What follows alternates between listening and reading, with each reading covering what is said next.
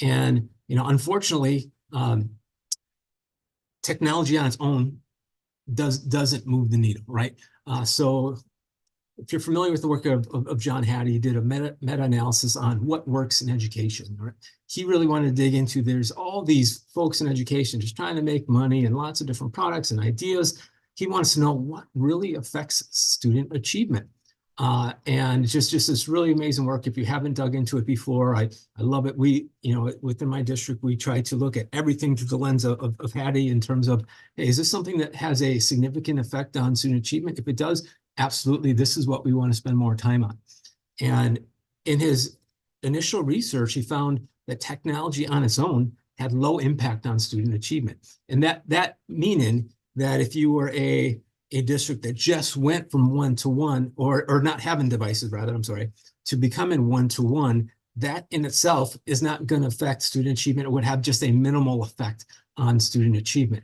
Lots of folks that were in the technology world were like, wait a minute, what did you say? We don't believe that's true. So in some of his subsequent work, had he really tried to dig into some of the more specific practices around technology as well to say, okay, so what is it within technology that does move the needle, that does affect student achievement? And in that next part of his research, he did find that technology definitely can be a difference maker when used with intention, and there's specific strategies that you're using to increase student engagement, that it had a much higher impact on student achievement. In fact, there's a great book, Disruptive Classroom Technologies, Dr. Sonny McGonough, really good work. He did some teaming with John Hattie on that too, because Dr. McGonough was very focused on student achievement and was a lover of technology as well. And through their work, he found that folks that had utilized his model of tech integration and innovation, it's called the T3 framework for innovation, had an effect size of 1.6. So that's basically quadruple regular learning. They were able to quadruple student achievement. So if you can kind of vaguely see the Hattie's effect size that I took from the Renaissance Learn Insight. Anything that is kind of 0.7 and above has a stronger effect on student achievement, and that's what you want. Really, that's kind of the sweet spot of increased achievement. So for a 1.6 student achievement effect size was absolutely incredible. So we know that if you use technology right with intention, that it can increase student achievement, but you just have to be very thoughtful about it. All right. So what does that mean for us, right? What does that mean for us, for practitioners? Well, I always say you have to think about three main things. Number one, you have to have that digital philosophy, that vision for how you want to use it. We'll dig more into that in a little bit. You really need to think about digital wellness as a piece of its own and something that you're addressing on a regular basis. It's increasingly is something that we have to talk about. The work of Jonathan Haidt on the anxious generation has really kind of taken over. There's tons of talk about it on social media, and he's really pushes back on the idea of students having cell phones in class and social media and all that stuff. And absolutely, we need to be more vigilant around our digital wellness piece. That is an absolute. That third piece that we need to have, and what all schools really need to be thinking about, is those instructional expectations, and we're going to be talking more about that just coming up. But truly, it starts with vision. What is your vision for using technology within the classroom? What is your vision for using technology within the school? Again, that's more than just being one-to-one. That's more than just saying, here's our rules for using cell phones, because it should be about what are your expectations for students, but also for staff. I had an amazing teacher in my last district that was a model of innovation, who was using technology in ways to create with their students, to collaborate with students all over the world. It was part of their daily lives. And the teacher next door, who taught the exact same subject, barely used technology. And I said, That's not okay. That can't happen. We have to have not only expectations and a vision for how students use it, but also for our staff members as well. This work is really hard. Um, and and Tim and I, when we really started writing this book and diving into this work, we said you have to have the right mindset around technology integration and developing your philosophy for technology. And we said the first thing first, you got to reflect and be honest about where you're at. Um, Again, I shared my practices when I was a young teacher. Um, I was willing to learn, absolutely. I just didn't have it around me. So, my honest reflection was, am I capable? Yes. I just didn't have the experience. I had to go seek it out in other places, and I had to learn on my own because it wasn't a priority where I was. So you have to be just honest with where you're at, honest with your own skill set. And really that goes to the heart of all good teaching anyway. We should be reflective practitioners that are always looking at our lessons to say, how can I make this better? What can I do differently to engage kids? And how could I approach this lesson better to have some increased student outcomes? We should have fun and laugh. Like number one, we're teachers. We have the best job in the world after our jobs as mom and dads, right? Teaching is the best job in the world. We should have fun. We should laugh. We should love our way through it, and just know that sometimes things are going to go awry. I was doing a presentation at our local tech school on technology not that long ago. And guess what? None of the technology works. So I sat there in front of a group of, I think there was about 25, 30 people. Okay, here we are. This, and we have to be able to laugh through that stuff. It is what it is, and just know that there's going to be some bumps in the road. And with that, I try to model what we've called a fail forward attitude.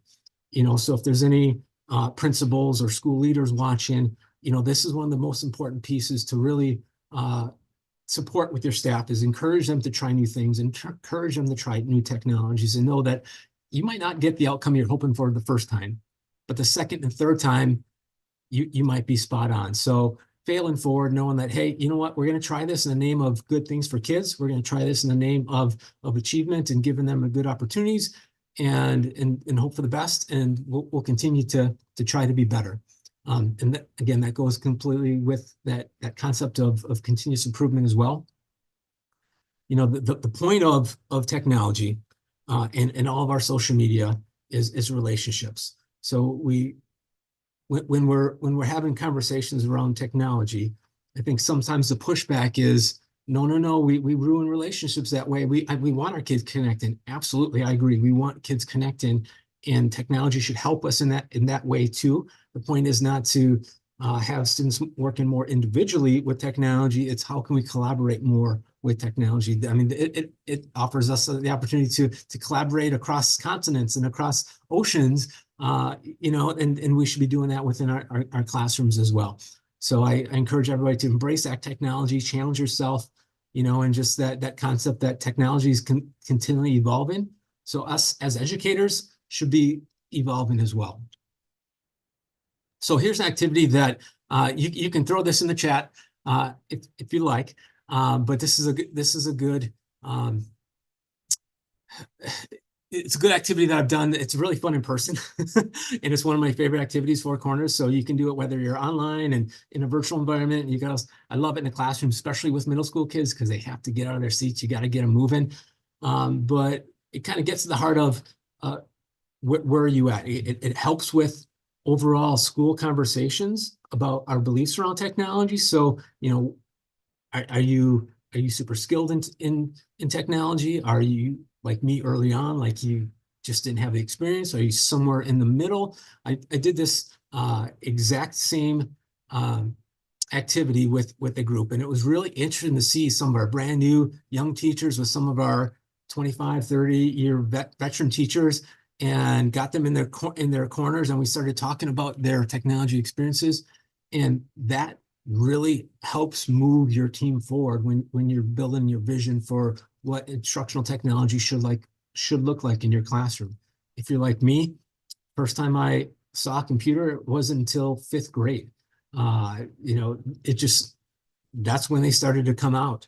And I didn't come from a very affluent school. So my entire district, we didn't have technology until much later in my education, kind of close to when I came to college. Um, Same thing, which statement best describes your school? Are you one of those high flying schools that is really doing technology well? Are you one of those schools that kind of like, hey, keep me, nope, nope, I don't want any part of that, or anywhere in between? Again, this is a good conversation to have with your team and your school to really see where everybody's at, so you can really build on your next steps. Um, I often use the work of Drew Tomlin, just really cool guy. Uh, his work around urgencies. And when I think about urgencies, I really like that word because in education, you don't want everything to be on fire, right? Like, so it's not that things are on fire. It's not that the sky is falling and things are going crazy. But when I hear the word urgent, I think we need to do something. We need to have a plan soon. Um, and for me, when I think about technology, I think what are your biggest urgencies around technology right now? Uh, is it the devices and infrastructure themselves itself?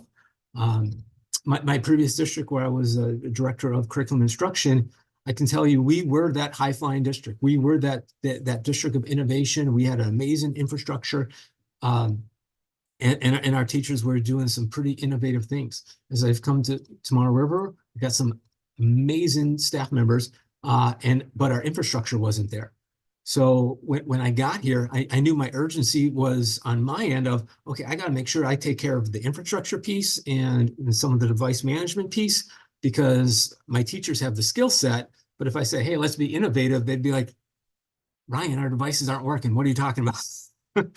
So what are those urgent needs right now when you're thinking around using technology within your school? And then what are your next steps in order to help make that happen? Um, this is just a attitude statement that I've used with staff members as well, as we're kind of building our why. I'm not going to dig deep in that. There's some good examples in the book, and I also have kind of a template that I can share out if you would like. But let's dig into kind of that classroom level. Okay, we talked about the visionary piece, and that is the number one piece, and we got to make sure that conversation is ongoing. But okay, let's dig into some of those planning pieces. So from that high level here, again, what is your why around instructional technology? Is it because it's fun? Is it because it's engaging? Because is it motivating the kids? Like what is it that brought you here today? What is it that you think is important for our kids to know from a technology standpoint? Something that we found with the schools for Tim and I that we worked with, what we think is really important is the words that we use with our students around technology. There's a book that came out many years ago now, but I think it's really important. This book was more around choice words you use around discipline with kids and around motivation with kids, but we think it applies fully on with technology as well, because kind of the premise of that book is the words we choose with our students really matter. So if our words around technology are really negative and it's like phone bad bad bad, and all they're hearing is frustration from that lens, that's going to be their attitude towards it. If we're very intentional with the language we use around technology of like, hey, this is an absolutely amazing tool that you can use to innovate and collaborate and do some very creative things. On the flip side, it's also can be highly addictive. It can cause some bad habits. So we have to be very intentional about the conversations with our students that we're having around technology, and we have to have that common language. We were very intentional within our district around just simple commands within our school of screens up, screens down. Sounds really silly and simple, but from classroom to classroom and day to day even with your own classroom, do students know your own philosophy, but also your procedures for how you're going to use your technology and when you're going to use your technology. And that last high level piece I really want you to think about is assistive tech. Technology not only should connect us and build on that relationship piece, but it's also used as a way to remove barriers. And I can say this because this is near and dear to my heart. My daughter, my oldest my daughter has dyslexia, and we didn't know until she was middle school. Surprisingly, she had lots of ways to mask it. She was high level in music, and we're like, oh man, like she can't be, there's no way. But she memorized all the music from listening to it, so we never knew.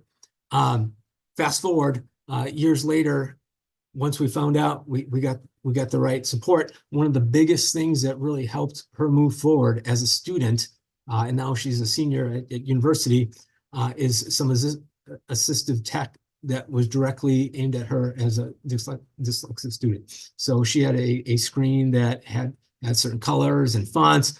She was able to change a filter on it to kind of follow with her where she was going, and that just opened doors up for her. So beyond just how we can use it, again, from that visionary standpoint for all kids, how can we really zero down into the kids that can really use it and remove some barriers for them? Because boy, when you remove some of those barriers, for some of our kids that need extra support, it is truly incredible to watch that magic happen. It really is. So bringing it down from that visionary level down to the classroom level, some of the biggest questions I want all teachers to pose is, and I'll go to Liz Kolb's book that I'll kind of bring up a little bit later here, Learner First, Technology Second. What's the learning goal? Number one, what is your learning goal? What standard are you trying to teach? What is your learning target? That is the number one. So as you're digging through that learning target and how to assess it and how are you going to share it with your students, how does technology support that objective? Does it support the objective? It may be not.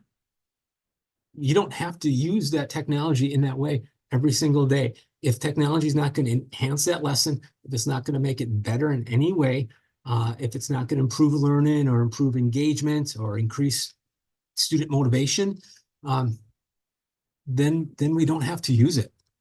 And I try to be very intentional when I share that. And sometimes folks, they're like, hey, you're a guy talking about technology, and here you tell me I don't have to use it. We use it for a purpose. So you have to talk about what the purposes are, what makes the most sense for you. But again, is it going to improve or enhance the plan? Is it going to improve learning? Well, then let's find a way to fit in and make sure that we're using it correctly.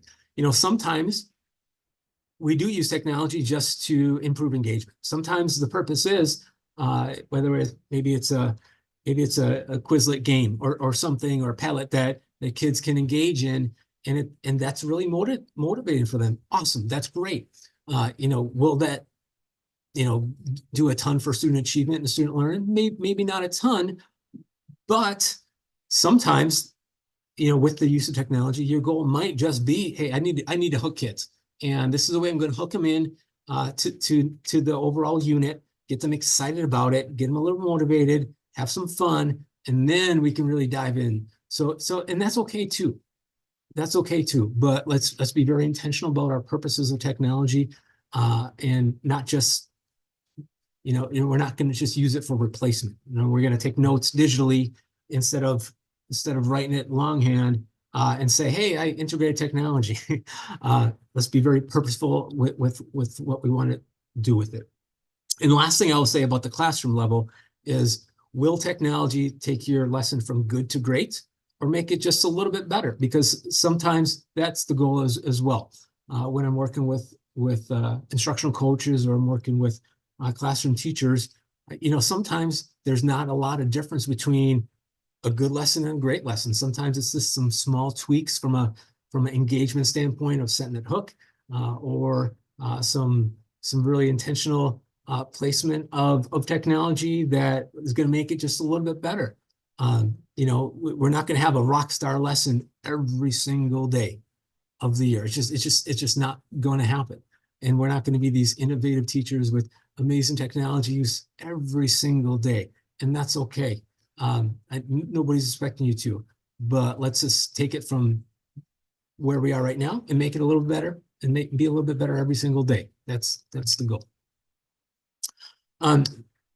Next, I want to share an activity that is good with, you can use it within your own classroom. You can use it for your school, for maybe it's a grade level team.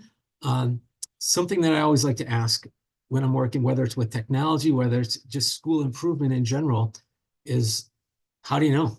What's your evidence? You know, if I said, are you an innovative school? Are kids engaged overall in your classrooms? And you're like, yes, Ryan, absolutely we are. Okay, give me the evidence. How do you know? How do you know? This is just a simple reflective activity to kind of take you through, to walk through your classroom, to have some look-fors, walk through your school to have some look-fors. What evidence do you have that from a technology standpoint, that your philosophy matches what's really happening? Jimmy Casas just put out a book on, I believe it's The Words on the Wall, or I shouldn't have referenced it without knowing the exact title.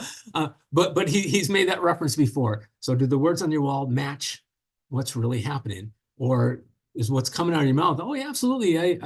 This is the kind of school we are. Is that matching the actual practices that are happening within your classroom? I'm a big believer in one pagers, and that's something that if this webinar was more of a workshop and we're going to spend some time with teams, I always try to get teams to create a one pager around on their technology vision, and this one pager is it's a commitment not only to the school but to the students and the parents of this is what we believe from a digital skill standpoint, from a student expectation standpoint, and a staff standpoint on technology. I want to forward on to the next one.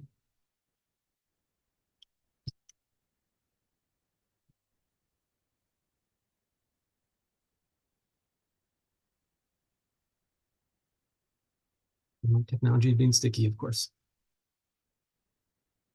There we go. These are something good to think about. These sentence starters, when you're thinking about how you can embed and how you can better plan for technology within your classroom. Again, this kind of goes back to some of those questions from the classroom level that I was just talking about, that I've asked you to think about, is learning should be. If I said, I want you to finish that sentence, learning should be blank.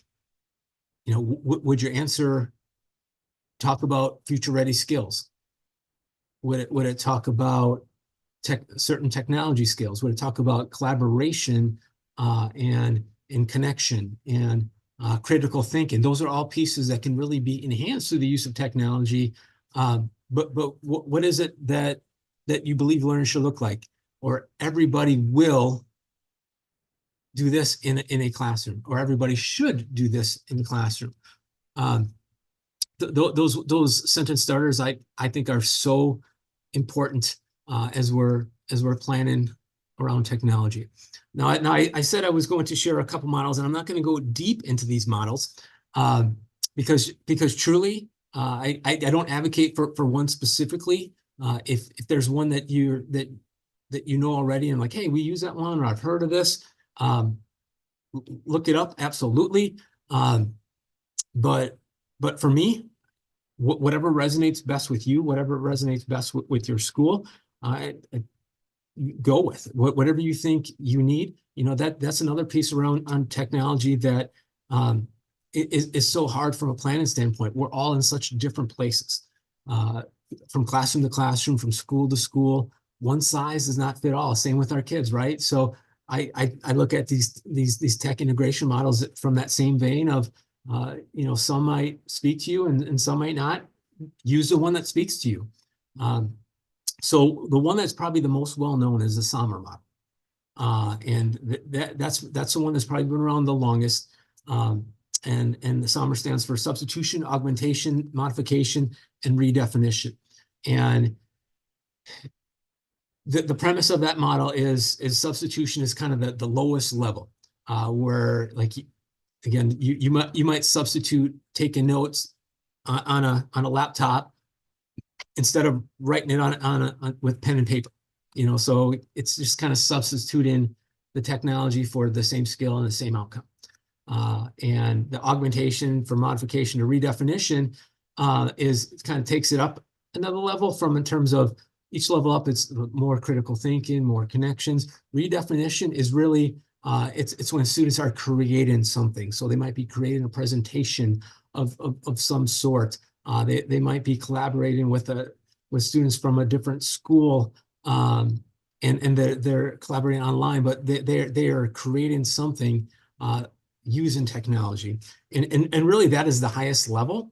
And all three of these frameworks, so whether it's a summer model, triple E framework, or the T3 framework, are built very similarly.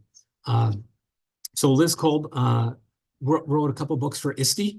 And now we know ISTE and ASD are partnered or married, and we're really interested to see on how that partnership works as they move forward.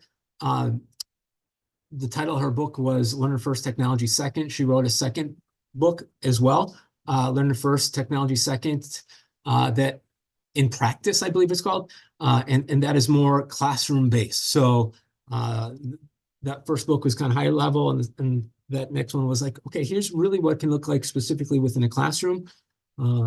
That first piece for her is engagement. Like, hey, we're going to use technology to really engage kids. And again, make it fun, motivational. That's not a bad thing outright. It's not. It's a positive thing, but it can't be the only thing. And really that is what Liz tries to get within her book as well. If that's a hook, awesome, great. That's your starting point. Well, let's build it up into that enhancement piece that we're really enhancing learning. We're thinking a little bit more critically, and then we're going to extend the learning that kids are moving out on their own. They're creating their own projects. They're doing self-assessment, some of those high-level things from Hattie's world. And then that T3 framework for innovation, title of that book is Disruptive Classroom Technologies. Again, he is the one that did the work with Hattie that showed that using technology to really innovate at that highest level, that transformational level, was going to have some amazing student outcomes from a student achievement standpoint. That last piece there, so ISTE just updated their standards. I believe it was this last spring.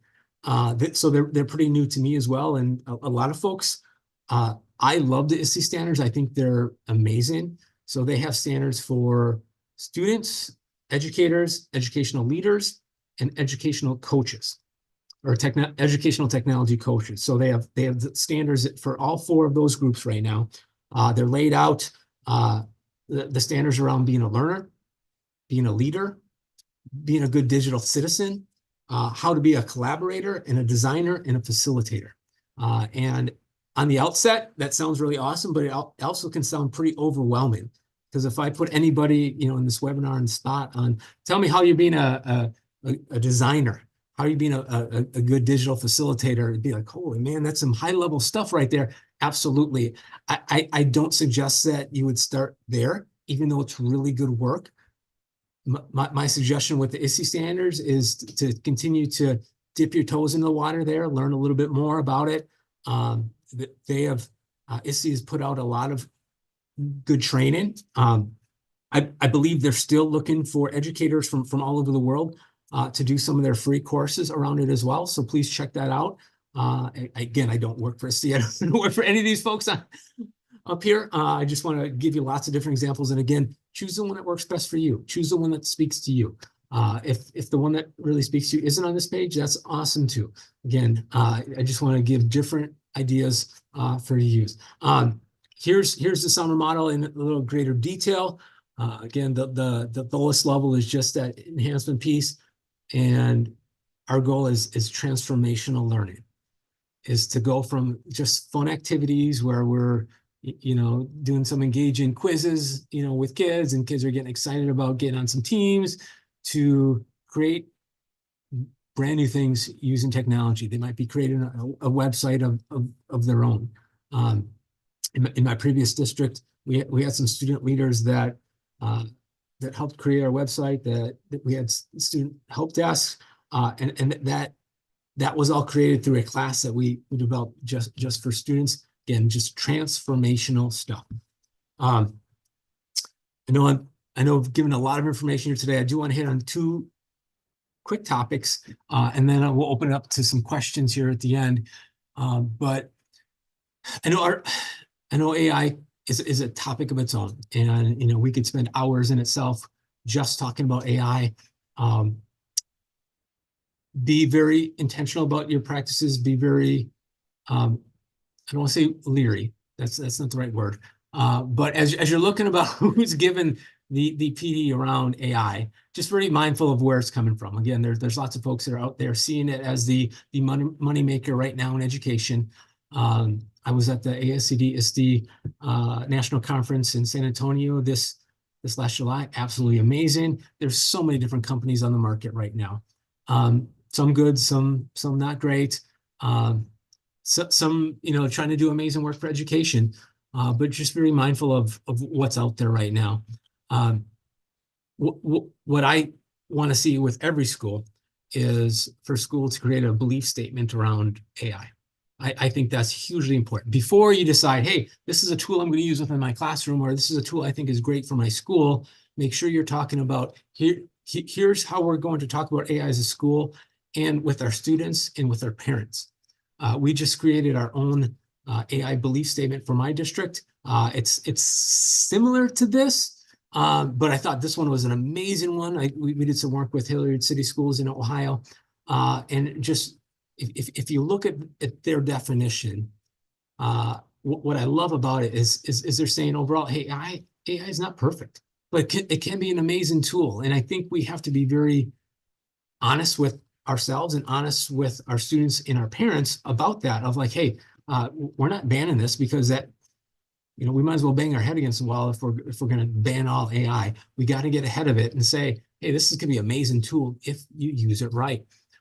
Something that we did just recently, actually, we did it this summer within my district here in Tomorrow River.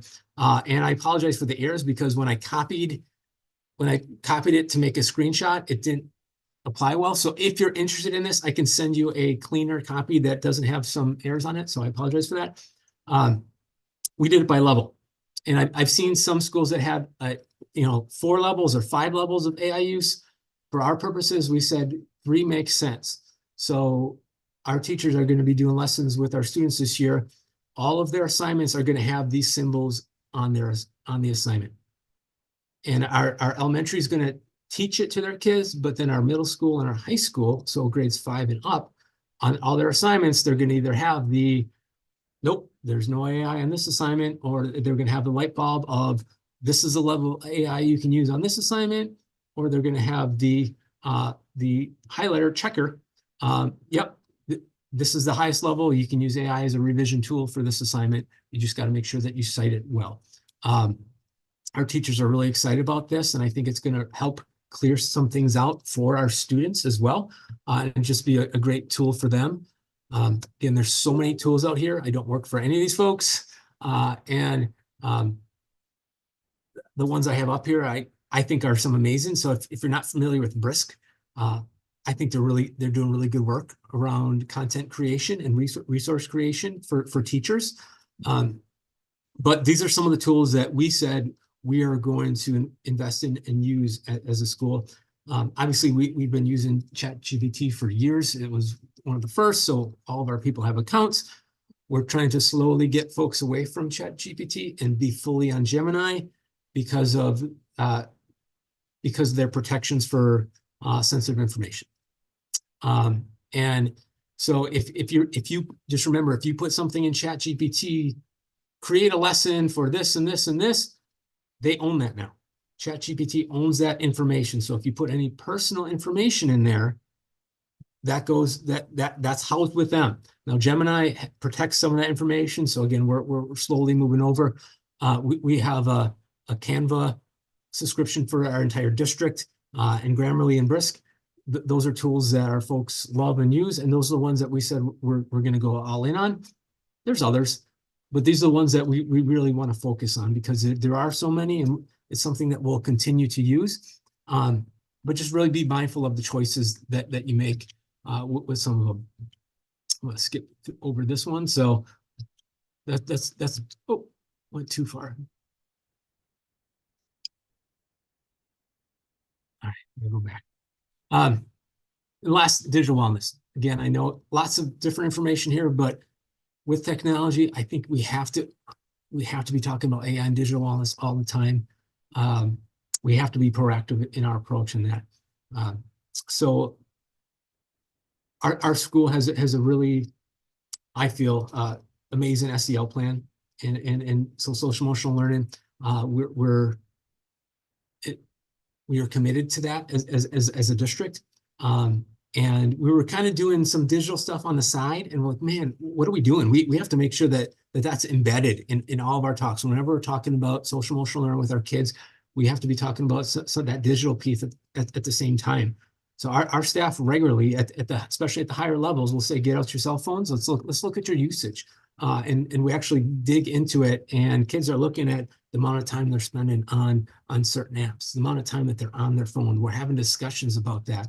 It's something that's real that we need to be on top of. Again, knowing that it's an amazing skill, it's amazing tool for us to be able to use, but it can also come with a downside, come with lots of negatives. So we have to be reactive, but also proactive in that way as well. So proactive in that we're teaching it and having those conversations, but reacting as things are happening, that we are going back to that conversation. And if there happens to be some issues online, that way we can address it.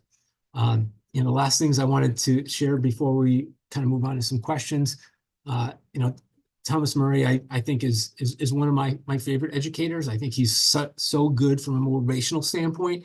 He's one of those folks that gets relationships and instruction. And I'd really push anybody within this webinar, to know both sides of that house. All right. I know some folks that are really good at one and maybe not the other, but man, if you're really solid and know that relationships are the building block for everything, and relationships can lead to amazing things from an instructional standpoint, that's really where we want to be. And that's where Thomas Murray is. And he's also clear that technology enhances what we can do and it can improve what we do, but that is not the focus. And that's how I'd want to leave this here with everybody today is I love technology. It can transform.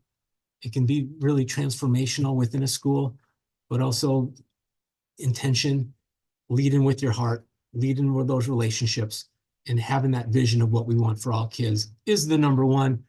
And when you bring technology into that piece, it can really take you to the next level from good to great and do some incredible things. So I think we got a couple minutes left. So I was trying to look at my watch to make sure that we were on time here. What questions do you have? Ryan, thank you so much. There's a question in the chat. I don't know if you're able to see it, but I'll read it out loud for the group. Yeah, please. Viewers on YouTube, so I want to make sure they hear the question. Okay. Are there any specific tools that your district is using to support multilingual learning students? We have not until recently had a huge influx of multilingual students. There's some decent tools out there, but what I would say is some of them are about giving kids devices and then sitting down by themselves and just kind of putting on headphones. I'd be very leery about using it as a primary tool and just as maybe as using some of those tools as a secondary support. It would be a good practice, if it's something that a student can use during a study hall or during some downtime at the end of class. I think that's a very good practice, but just to be very careful, and I hope I don't want to be preachy, just be very careful that it's not going to replace instruction. Absolutely, thank you.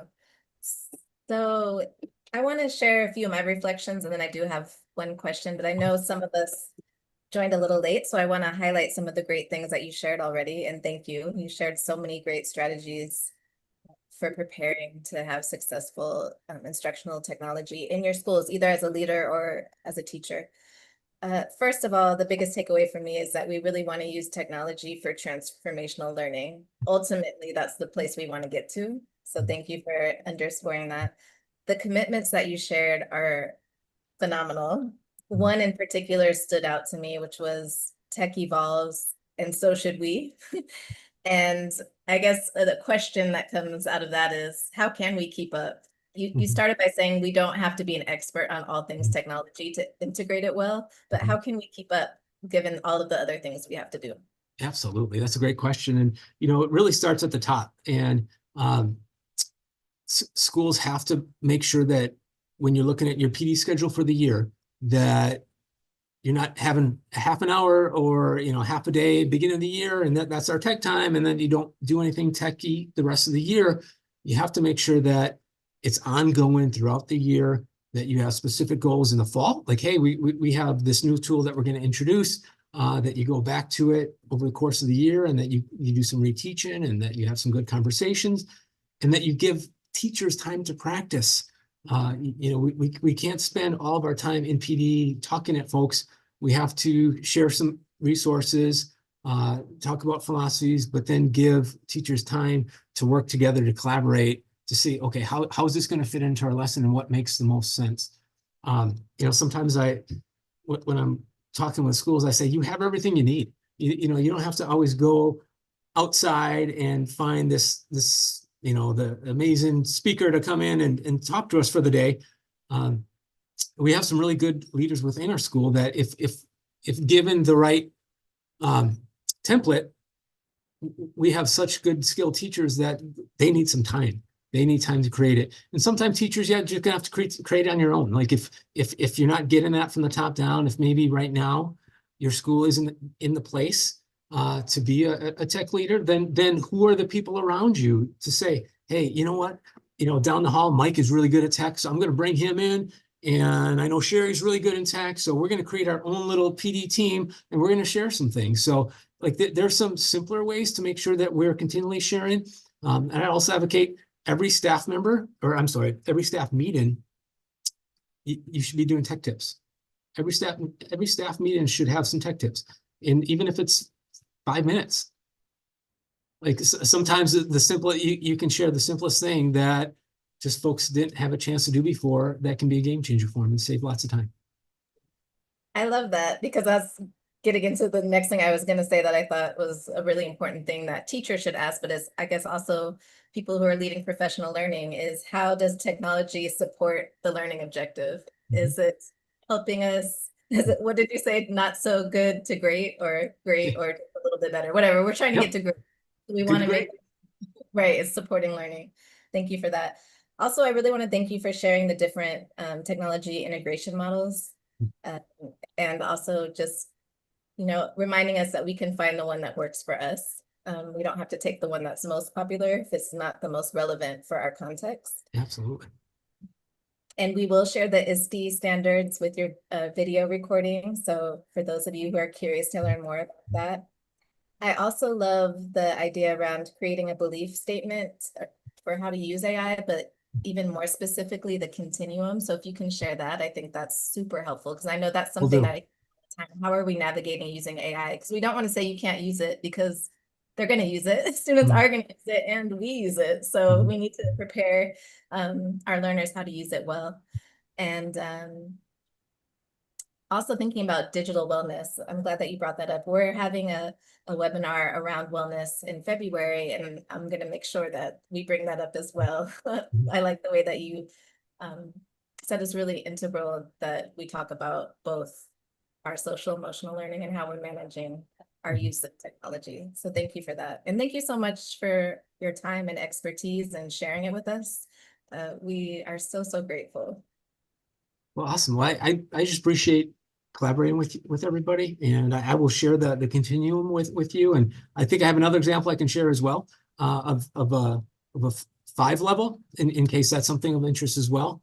And if there's anything else, just reach out. I'm happy to share any templates I have, and please feel free to use anything and nothing that I have. So Oh, we're going to use some whatever you things. need, whatever you need. So Thank you so, so much. I'm going to go ahead and share to close us out.